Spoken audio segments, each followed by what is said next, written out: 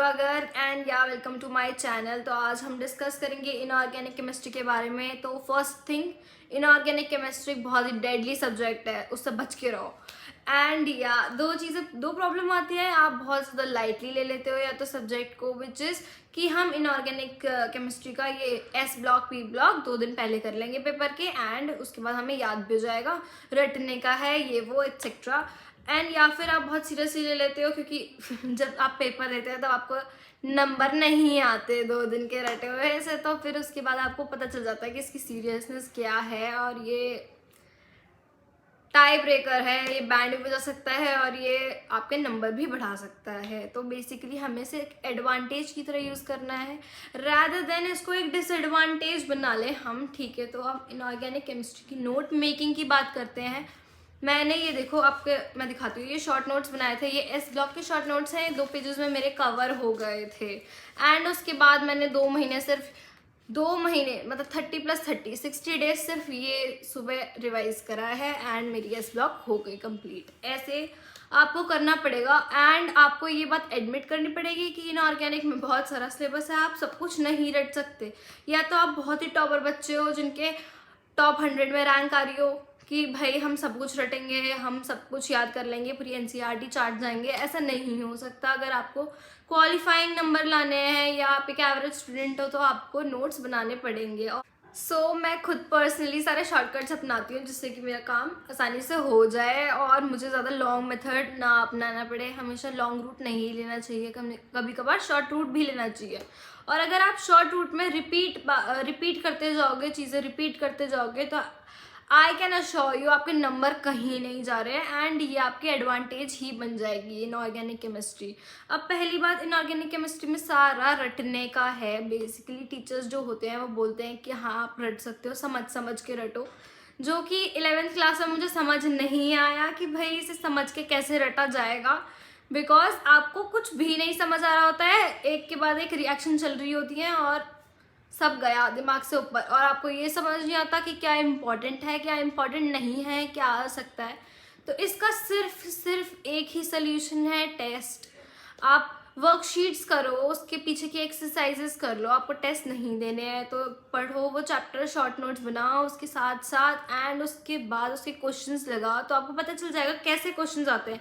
और मैं बता रही हूँ इनऑर्गेनिक के क्वेश्चंस रिपीट होते हैं, बार बार एक ही रिदम पे चलते हैं, बाद में पता चलती है ये बात। और इनऑर्गेनिक केमिस्ट्री के नोट्स का ये है कि आपको अपनी हैंडराइटिंग में ही नोट्स बनाने पड़ेंगे और आपको चैप्टर पढ़ के ही नोट्स बनाने पड़ेंगे।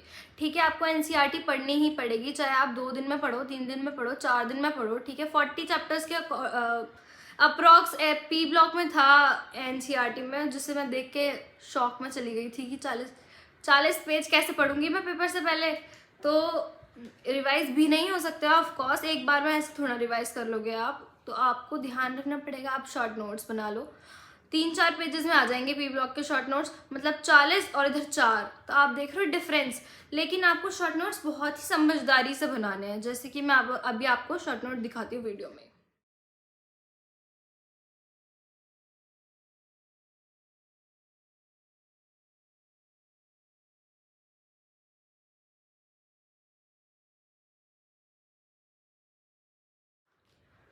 किसी और के नोट्स बिल्कुल भी नहीं लेने हैं, आपको ये बात ध्यान रखनी पड़ेगी। आपको खुद ही बनाने पड़ेंगे नोट्स, सबकी अपनी कैपेबिलिटीज़ होती है। मैंने कुछ चीज़ें छोड़ दी होंगी या मैंने कुछ चीज़ें एक्स्ट्रा लिख ली होंगी जो आपको आती होंगी, तो फिर लिखने का फ़ायदा ही क्या हुआ। आपको खुद एनसीईआरटी पढ़नी पड़ेगी, अपने दिमाग के अकॉर्डिंग, अपने अकॉर्डिंग शॉर्ट नोट बनाने पड़ेंगे। ठीक है, मुझे ये बातें याद नहीं रहती, ये बातें मैं लिख लेती हूँ।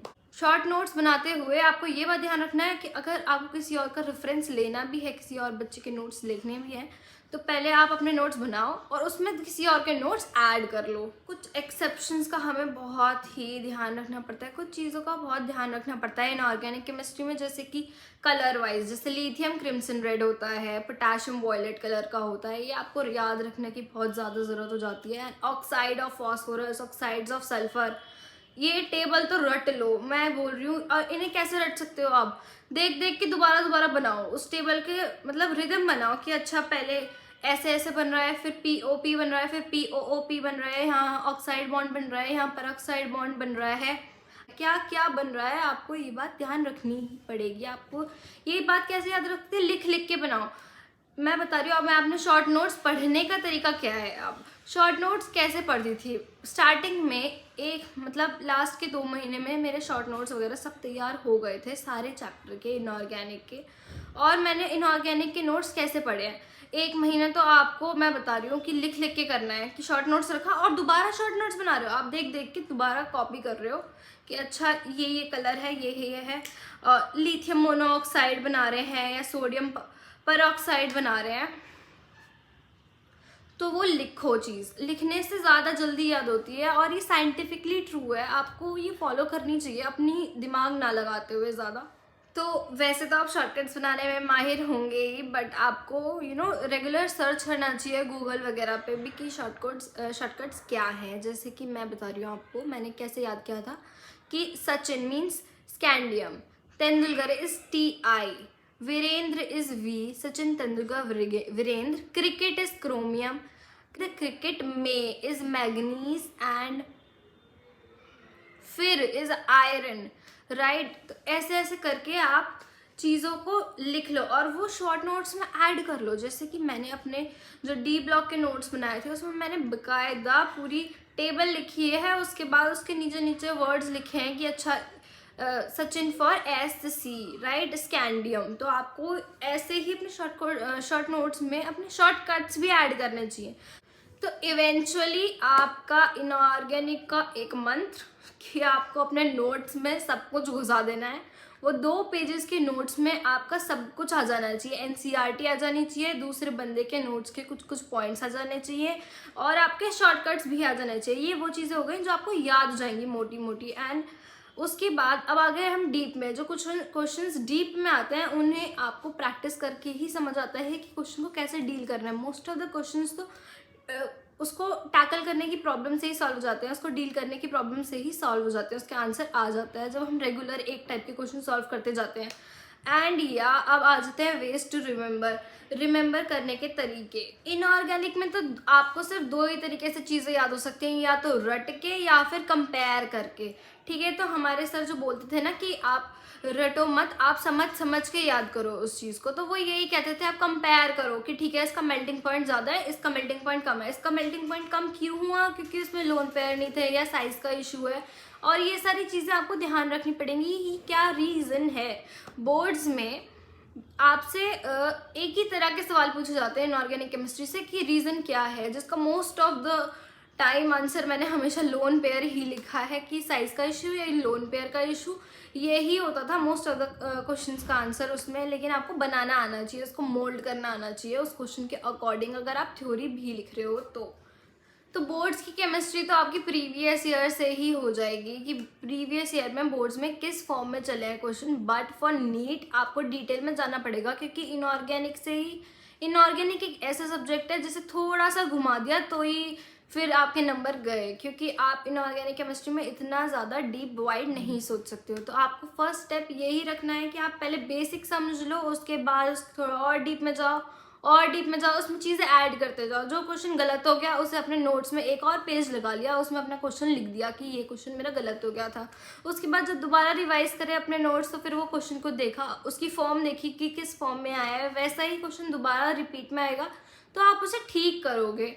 और आपको करना भी चाहिए ठीक, क्योंकि आप मिस्टेक से ही सीखते हो। और मैं आपको बता रही हूँ कि अगर आपके इनऑर्गेनिक के क्वेश्चन गलत हो रहे हैं तो बिल्कुल घबराने की ज़रूरत नहीं है। इनऑर्गेनिक में बहुत क्वेश्चन गलत होते हैं एट फर्स्ट, फिर वो इम्प्रूव करते जाते हैं। इवन जब नीट का पेपर होता था उसके 1 महीने पहले भी मेरे इतने इनऑर्गेनिक के क्वेश्चन गलत हो रहे थे, तो मुझे लग रहा था कि मुझे इनऑर्गेनिक आ नहीं रही है कि क्या हो रहा है। इतने महीने से रिवाइज कर रही हूँ मैं इनऑर्गेनिक, शॉर्ट नोट्स बना के सारी चीज़ें पता है, बट आप क्वेश्चन को टैकल कैसे कर रहे हो वो भी मैटर करता है। तो वो आप प्रैक्टिस से कर सकते हो, और कॉन्फिडेंस तो आपको लाना पड़ेगा।